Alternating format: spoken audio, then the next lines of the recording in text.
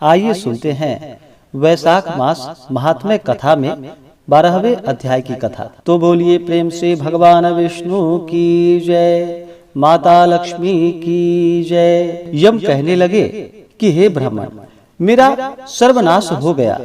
जिसका पद खंडन हो जाए उसका जीवन वृथा है। स्वामी सेवक को जिस कार्य पर नियुक्त करे और वह उस कार्य को न कर सके तथा स्वामी का धन खाता रहे तो काट का कीड़ा वह घुन बनता है।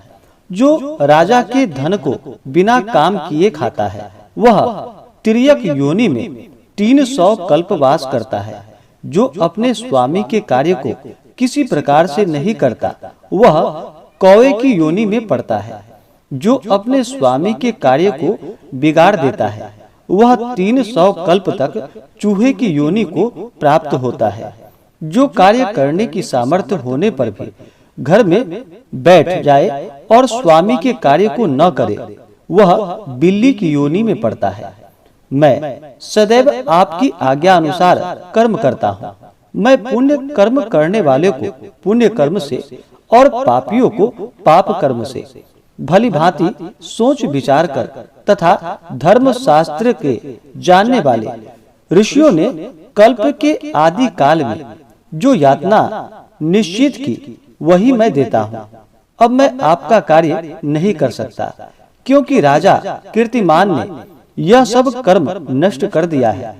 इस राजा के भय से समुद्र तक सब प्रजा वैशाख मास के कर्तव्य धर्म का पालन करती है और अन्य धर्म के कार्य पितरों के श्राद्ध, अग्निहोत्र, होमादि यज्ञ, तीर्थ यात्रा तथा विविध दूसरे शुभ कार्य छोड़ दिए हैं।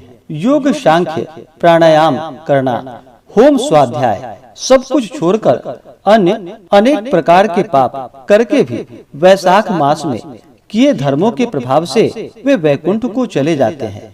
केवल यही नहीं, उसके पिता, पितामह तथा उनके भी पिता, पितरेश्वरों के पिता, मातामह और उनके भी पिता आदि से लेकर सभी संबंधी और जनकादि के पूर्वज सभी वैकुंठ को प्राप्त हो जाते हैं। यह सब बातें मुझको दुख पहुंचाती है। भार्या के पिता तथा पितामह आदि सभी वैकुंठ चले जाते हैं। जो कोई शुभ कर्म करता है वही इसका शुभ फल भोगता है। परंतु वैशाख धर्म से उनके सिवाय तीनों कुलों की भक्ति 26 पीढ़ी का वैकुंठ वास हो जाता है। जो गति देवताओं को यज्ञादि करने से भी नहीं मिलती।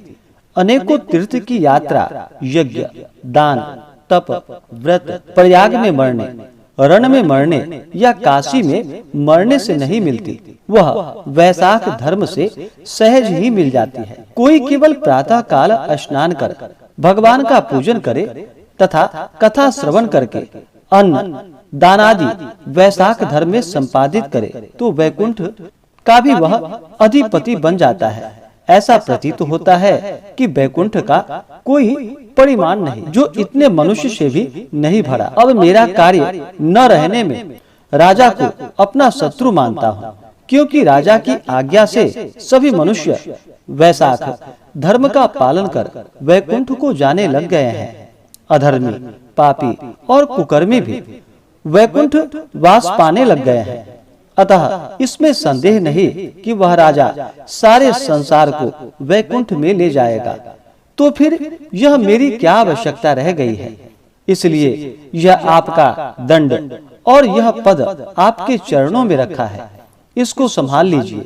जैसे ज्येष्ठ मास में सूर्य प्राणियों को व्याकुल कर देता है, वैसे ही जो अपने शत्रु का नाश नहीं करता उस कुपुत्र का माता के गर्भ से जन्म लेना ही वृथा है।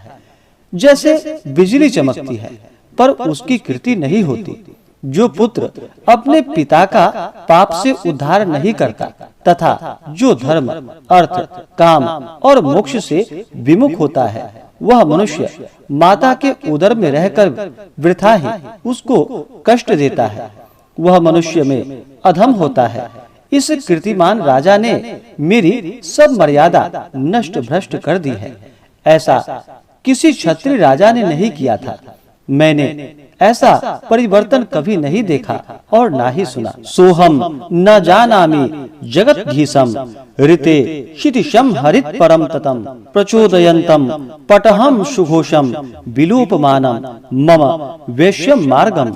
इस प्रकार से श्री स्कंद पुराणीय वैशाख महात्म्य में नारद एवं अम्बरीश के संवाद में यम दुख निवारण नामक 12वां अध्याय पूर्ण हुआ। तो बोलिए प्रेम से भगवान विष्णु की जय, माता लक्ष्मी की जय, सर्वदेवी देवता की जय। इसी प्रकार से अगर आप आगे के अध्याय को सुनना चाहते हो, हमारे चैनल पे नए हो तो हमारे चैनल को लाल बटन दबा करके सब्सक्राइब करें, साथ में बेल आइकन घंटी को दबाएं ताकि मेरे वीडियो का नोटिफिकेशन आपको समय से मिलता रहे।